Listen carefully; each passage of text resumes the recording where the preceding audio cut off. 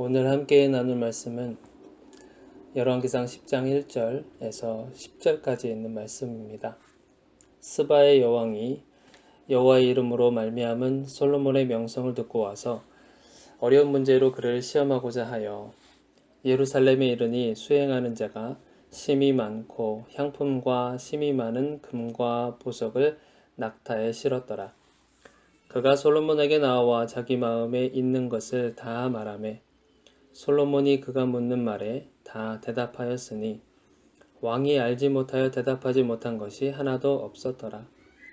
스바의 여왕이 솔로몬의 모든 지혜와 그 건축한 왕궁과 그 상의 식물과 그의 신하들의 좌석과 그의 시종들이 시립한 것과 그들의 관복과 술관원들과 여호와의 성전에 올라가는 층계를 보고 크게 감동되어 왕께 말하되 내가 내 나라에서 당신의 행위와 당신의 지혜에 대하여 들은 소문이 사실이로다. 내가 그 말들을 믿지 아니하였더니 이제 와서 친히 본즉 내게 말한 것은 절반도 못되니 당신의 지혜와 복이 내가 들은 소문보다 더하도다. 복되도다 당신의 사람들이여, 복되도다 당신의 이 신하들이여, 항상 당신 앞에 서서 당신의 지혜를 들음이로다. 당신의 하나님 여호와를 송축할지로다. 여호와께서 당신을 기뻐하사 이스라엘 왕 위에 올리셨고 여호와께서 영원히 이스라엘을 사랑하심으로 당신을 세워 왕으로 삼아 정의와 공의를 행하게 하셨도다 하고 이에 그가 금 120달란트와 심이 많은 향품과 보석을 왕에게 드렸으니 스바의 여왕이 솔로몬 왕에게 드린 것처럼 많은 향품이 다시 오지 아니하였더라. 아멘. 솔로몬 왕 하면 떠오르는 것들이 있습니다. 1000번의 예물, 지혜, 예루살렘 성전과 왕궁 건축, 지혜로운 판결, 이방 여인을 사랑함 등등이 있죠. 그 중에서 지혜는 솔로몬 왕 앞에 항상 수식어로 존재할 만큼 가장 대표적인 것이라 할 수 있습니다.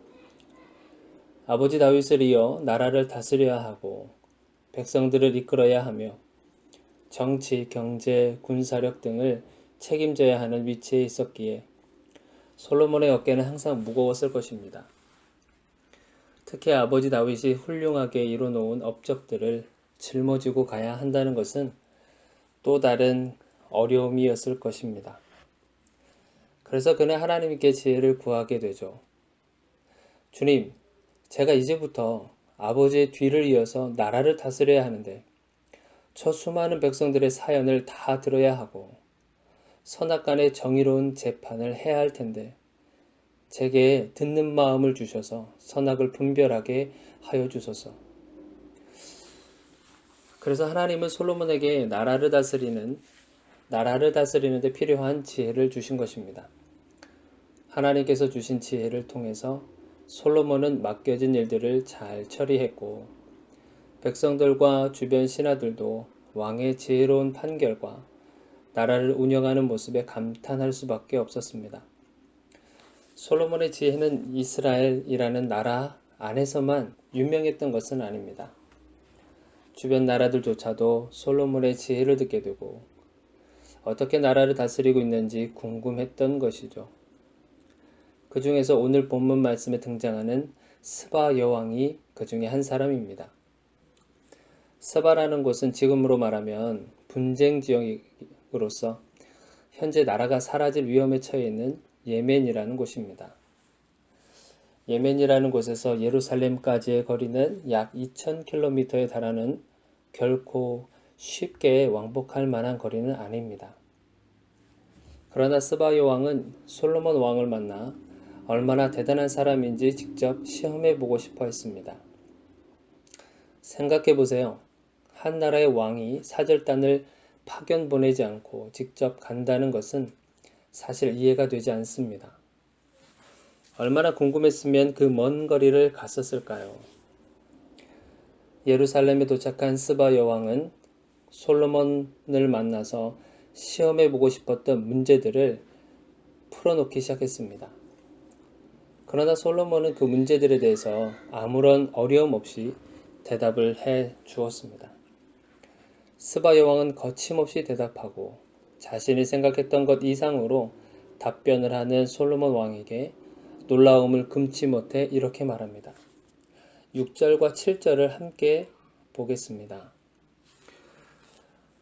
왕께 말하되 내가 내 나라에서 당신의 행위와 당신의 지혜에 대하여 들은 소문이 사실이로다.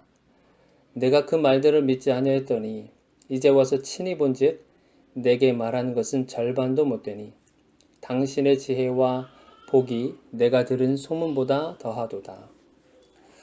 스바 여왕은 자신의 나라에서 솔로몬의 이야기를 들었지만 안 믿었다고 했습니다.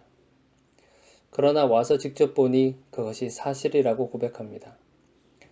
들었지만 믿지 않았고 와서 보고 믿었다는 것이죠. 여기서 우리는 세상이 갖는 이치, 가치관을 엿볼 수 있습니다. 우리나라 고사 성어 중에 백문이 불여일견이라는 말이 있습니다. 여러분들이 다 아시는 것입니다. 그 뜻은 100번 듣는 것보다 한 번 보는 것이 낫다는 것이죠. 내가 직접 보는 것만 내가 사실로 받아들이겠다는 것입니다. 스바 여왕 역시 이런 세상의 가치를 가지고 살아간 사람입니다. 우리들도 역시 마찬가지입니다. 내가 직접 경험한 것만이 사실이고 진리라는 가치를 사람들은 가지고 살아갑니다. 왜냐하면 그동안 그렇게 교육을 받아왔고 가르침을 받으며 쇠뇌되어 왔습니다. 그러나 믿음의 영역에 있어서는 백문이 불여일견의 가치를 뛰어넘기를 주님은 바라고 계십니다. 의심하는 도마의 이야기를 기억할 것입니다. 요한복음 20장 27절에서 29절에 잘 나타나 있습니다. 예수님께서 부활하신 후에 제자들에게 나타났는데 도마는 자신이 직접 손으로 만져보지 않는 이상 믿을 수 없다고 하십니다. 그런 도마에게 예수님은 참 인격적으로 오셔서 직접 만져볼 수 있게 하셨습니다. 못이 박힌 손과 창에 찔린 옆구리를 내주신 것이죠. 그때서야 도마는 앞에 서 계신 분이 예수님인 것을 알게 됩니다. 그때 예수님께서 말씀하시죠. 너는 나를 보고 믿느냐? 보지 않고 믿는 자들은 복되도다 라고 말씀하십니다. 사람들은 내 눈으로 확인하고 경험하는 것을 통해서 확신이라고 하는 믿음의 영역으로 들어가려고 합니다. 그러나 그 과정을 통한 확신은 믿음의 뿌리가 깊이 내려지지 않습니다. 만약 육체적으로 경험하지 못하고 증거를 확인하지 못할 경우에는 믿음이 흔들리기 쉽기 때문입니다. 세상의 가치를 넘어선 영적 가치를 통해서 굳건한 믿음을 가지시기 바랍니다. 백문이 불여일견이라는 세상 이치를 통해 깨닫게 된 스바 여왕은 또 한 번의 변화가 일어납니다. 9절을 함께 읽겠습니다. 당신의 하나님 여호와를 송축할지로다. 여호와께서 당신을 기뻐하사 항상 당신 앞에 서서 당신의 지혜를 들음이로다. 지금 스바 여왕이 누구를 찬양하고 있습니까? 바로 솔로몬을 왕위에 세우신 하나님을 찬양하고 있습니다. 이 여왕은 하나님의 존재에 대해서 관심도 없었고 믿지도 않았을 뿐더러 자신이 믿고 숭배하고 있는 신 외에는 다른 신의 존재에 대해서도 생각지도 않았던 사람입니다. 그러나 솔로몬이 지은 예루살렘 성전과 왕궁, 그리고 행복해 보이는 백성들과 신하들의 모습을 보고 스바 여왕은 하나님의 존재에 대해서 생각하기 시작한 것입니다. 백문이 불여일견이라고 하는 세상의 이치를 따지며 살았던 스바 여왕이지만 눈에 보이지 않아도 존재하고 있는 하나님에 대해서 알게 되었습니다. 우리 사람들은 보이는 것이 전부인 것처럼 믿게 되어 있습니다. 그것은 아담의 선악과 범죄 이후 사람들에게 자연스럽게 스며들어간 누구나 소유하게 된 죄성이기 때문입니다. 그러한 사회적 변화 속에서 살아남기 위해 사람들은 더욱더 나를 중심에 두고 그것을 기준으로 삼고 살아갑니다. 내가 직접 보고 듣고 느끼고 했을 때 마음이 열리고 확고한 신념을 갖게 됩니다.